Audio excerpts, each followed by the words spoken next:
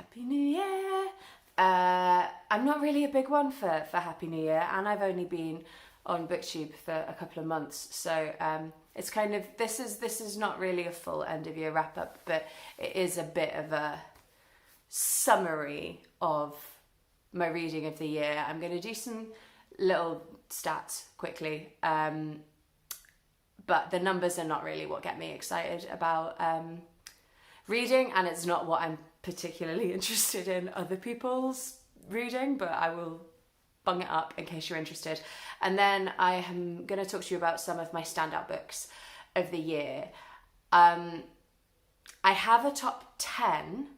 I was really hoping that they would fit into like a 5 and 5, but I've ended up with kind of like a top 4 books of the year, and then 6 honourable mentions in the kind of like top 10. But I also have created, because I cannot play by the rules ever, I've created a few other categories so that I can mention some other books that I really liked, because I find, for example, ranking non-fiction alongside novels, alongside short stories, alongside poetry, it's just like really, I find that difficult to do. So my top 10 are all novels, and then I've got some other categories later on. So I'm turning this into like a full-on awards show. What would they be called? Like a plotty? A Lost the Plotty? Maybe. Anyway, my reading this year, so for those of you who are new to my channel, hello, I'm Hannah and I'm relatively new here. I really got back into reading about 2 or 3 years ago, and so I've been playing catch up with a lot of my reading. I was maybe a bit out of it for 5 or 6 years. I'm blaming London. But yeah, so there will be some titles in here where I'm saying like my favourite books of the year. That does not necessarily mean that they were published this year. I am not up to the minute current on my reading. Some of these books are like backlists from authors that I have only recently discovered. But yeah, so I have read 150 books this year. My Storygraph says 149 as of when I'm filming this on New Year's Eve. But they don't count DNFs, and I controversially do, because I count my total books as like books that I have encountered and made an opinion on. Do you know what I mean? And sometimes if I've got like 2/3 of the way through a book and then I decide not to finish it, I'm counting that as I have read that book, even though Storygraph doesn't count that. But yeah, I've read 150. I'm looking down here because I've written them down, because I will not be able to remember these statistics. My top moods, I will insert them on one of these sides. Here? I will insert them here? No, I will insert them here. Excuse me. Can we just take a moment to appreciate this incredible present from my best friend? I will tag the artist in it. It's an artist up here in the northeast. I think it's called Raw Pots. Amazing. I love my jugs. Anyway, my top moods are reflective, emotional and dark. I think they were reflective, emotional and dark on my Storygraph last year too. That is very much my mood. So I am not looking, I might do some stuff next year. I'll be doing a separate wrap up, a separate video about my kind of reading plans and intentions for next year in a couple of days. But I might sort of start deliberately trying to find books that are maybe in moods that I don't often read, because I think it's a bit sad that I'm so down on hopeful and inspirational books. Would I be happier if I liked them more? Maybe. So then in terms of pace, we are 61% medium pace, 25% slow and 14% fast. I'm still getting over this cough, forgive me. I actually thought, yeah, that's probably is about right. I think the medium paced books that I read though are on the side of slower than faster, if you get what I mean. I read 46% of my books were under 300 pages, 44 were between 400 and 300 and 500, and then 10% over 500. I think pretty much all of those were the Wheel of Time series that I am slowly plugging my way through, and all of them are like 900 odd pages.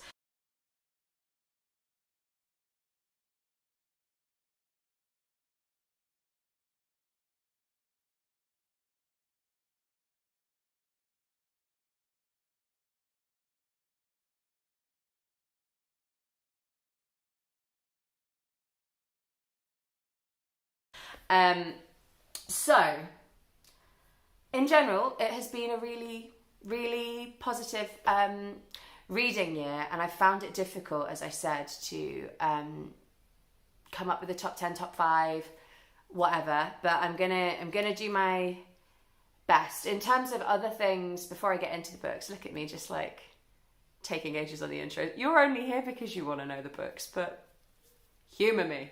Let me chat.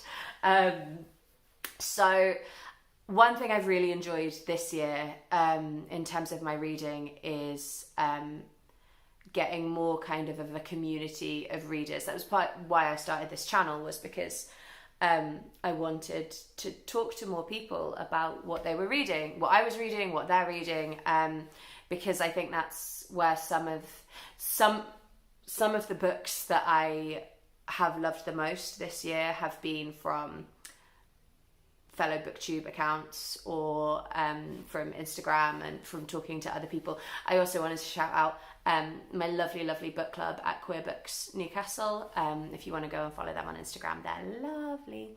And that's been really lovely too, to kind of I've been in book clubs before, but they were all COVID-y type book clubs, so all kind of on Zoom, and it's really nice to just physically meet up with people and chat books. So I think I've put it off long enough. My battery is blinking though, so bear with. So it's just my technology there getting in the way of it. Right, okay. So I'm going to start with the sort of 6 books that are like in my top 10, but not in my top 4. So these aren't going to be in any order, because I can't possibly, I mean, they're going to be in an order because I am unable to talk about 6 books at once. So I will put them in an order, but they'll be in a random order. And these are pretty much, the theme of these books are things I really enjoyed, things I really admired, things that I thought were great, but maybe didn't quite like have that emotional. The books in my top 4 have all like stuck with me and made me cry, and like I've, you know, even ones that I've read from much earlier in the year have really strong emotional reading experiences reading those books. These other 6 are all ones that like are brilliant but didn't quite. So here we go. Right, okay, these are the 6 in the top 10 that are not the top 4. So really loved all of these, and they're not in an order because I cannot do it. A lot of these I listened to on audio or have lent out to people or read on an e-reader. I didn't read a lot of books on an e-reader this year, but I did read a couple. So I don't have physical copies of all of these books. No One Is Talking About This by Patricia Lockwood. This was the year that I discovered Patricia Lockwood. Yeah, I really enjoyed this. I've never read anything like this book. I have no idea how to describe this book to you. It is like very of its time. It is written almost like tweets. It's written from the mind of someone who is used to condensing complex experiences and thoughts into like a short amount of time, or something that's going to have like maximum impact. And that is how the book reads, and it's really pacey. In the first part of it, I was like, what the is this book?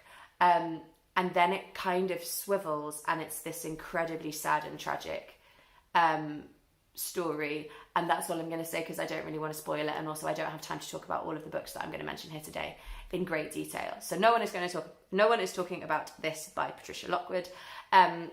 The next one is Stone Blind by Natalie Haynes. This is in purely for, it's not even my favourite Natalie Haynes book. I think my favourite is still A Thousand Ships, but this is just for the pure like love and joy, and like it made my inner 10-year-old who was really into Greek myths just like super, super happy. It's a Medusa retelling. It recenters the female experience, but also goes beyond the sort of traditional telling of the Medusa story, and includes like all the wider mythology around it and all the other things that were going on. If you like Greek myths, definitely check it out. Natalie Haynes is my favourite person who does Greek myth retellings at the moment. So that is that. Next up is, I do have a physical copy of this, Wolf Hall by Hilary Mantel, and I know I am late to this because I know like all of them won the Booker, or the last one did it? Shameful. And I know tragically that Hilary passed away this year, but this is more a book that is here because, I did find it surprisingly riveting for the size and depth of this historical novel it is about. If you're not familiar, The Life of Thomas Cromwell, and is part of a trilogy of similarly chunky boys. But this is more one that like, I was reading it going, I am so impressed by how she approached this story and the nuance and the characters. And it is saying something. This is a book with tons and tons of characters who all have like similar sounding names, and they're all dukes of something or like earls of something. And for someone who struggles with like plot and retaining information like that, it could have been a really stressful reading experience. It does have a character list at the start. I did make liberal use of the character list at the start of the book, but I just thought it was excellent, and I'm really looking forward to getting to the other two in the series next year. This year, next year. When's this video going up? Maybe today, maybe tomorrow. I don't know. So there's Wolf Hall. The next one is one that I listened to on audio, and that was Pew by Catherine Lacey. This is a really interesting little book. I was put onto this by Jen Campbell on her channel. She was talking about it. I will link Jen's channel down below because she's excellent. And it's a really odd little book. Essentially, this person appears in this community in America. They are a young child, and they just appear on this church pew, and hence the community start calling them Pew, because Pew has no memory of where they have come from. And there is a lot of concern and confusion from the people in the community, particularly because Pew has this kind of undefinable quality. They're not sure if Pew is a boy or a girl. They're not sure if Pew is white or not. And the way that those concerns and the way those concerns play out in the book through the different characters is just really interesting. I love a exploration of a small community where you get to know the different characters, and I thought it was excellent. So really recommend that. It's only a short little thing, I think, as well. So do check that one out because I thought it was really, really interesting. And then next up, I have another physical copy of Autumn by Ali Smith. If you have been on my channel or on my Instagram for like any small amount of time, you will know that I'm a big Ali Smith fan. I read 3 Ali Smith books this year. I love them all. I didn't put all of them in my top 10, although part of me wanted to. This one is the middle one. There is another Ali Smith later coming, but this is excellent. I don't really know what to say about it. If you like Ali Smith, you will know. If you are not familiar with Ali Smith, I have a reading vlog on my channel, which I will link below, where I read this book and talk about it in detail. So I will probably just link that and say no more about this here.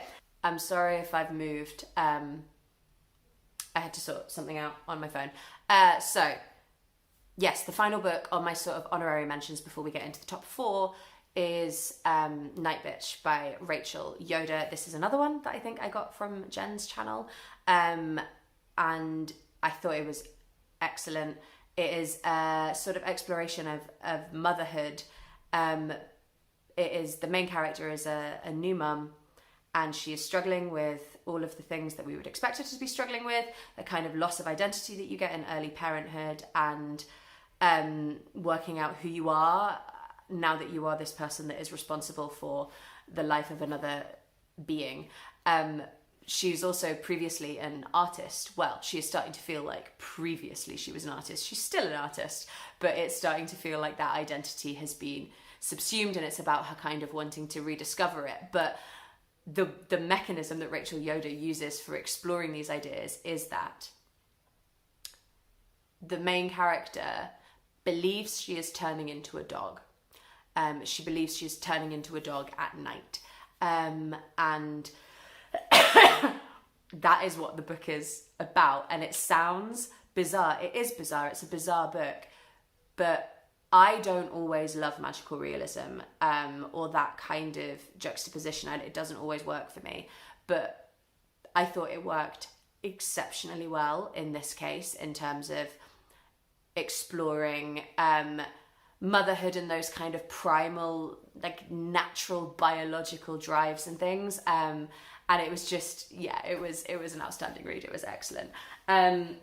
So that brings me to the top 4. Now, all of these books are basically books that gave me the feels, that gave me the big feels. And again, I haven't put them in an order. Should I quickly put them in an order?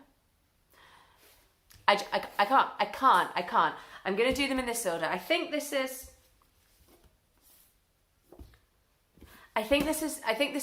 the order that I'm feeling today. On any other day, these would be in a different order. The first one is Maggie O'Farrell's Hamnet. This book is about the child Hamnet, who is Shakespeare's son, and it is about their family. It is brilliantly done. It was the first Maggie O'Farrell book that I've read.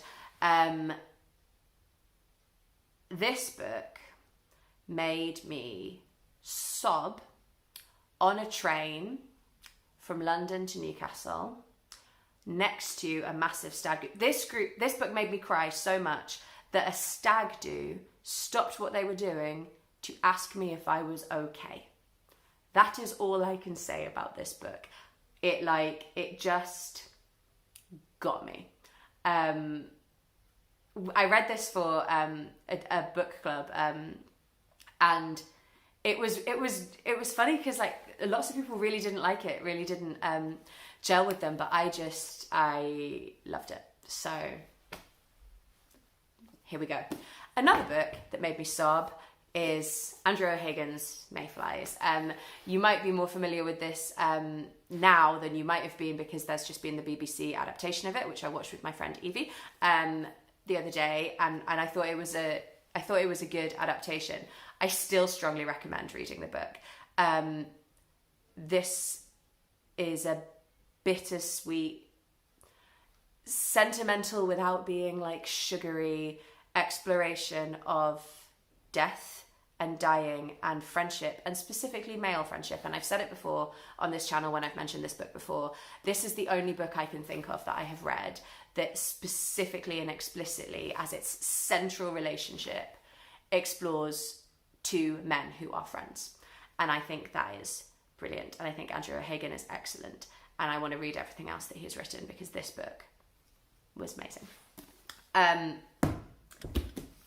I said she was going to be here, and here she is again. It's Ali Smith. This is How to Be Both by Ali Smith. Again, this is one that I have, spoken about on my channel before. I think in my very first video. This is, as with all of Ali Smith's books, they're so hard to bloody define. But it's basically two lives. One in the Renaissance period, 1460s in Italy, and one young girl in sort of broadly contemporary, I think maybe like the 90s or 2000s actually. But the story of both of their lives, and weirdly, how they interconnect. And I just, what I love and admire so much about this book is you're like, how in the whole vast pantheon of things that you could be inspired by to write about, how did you come up with this idea, Ali Smith? And then how did you make it so painfully profound? It's awesome. I will say this book is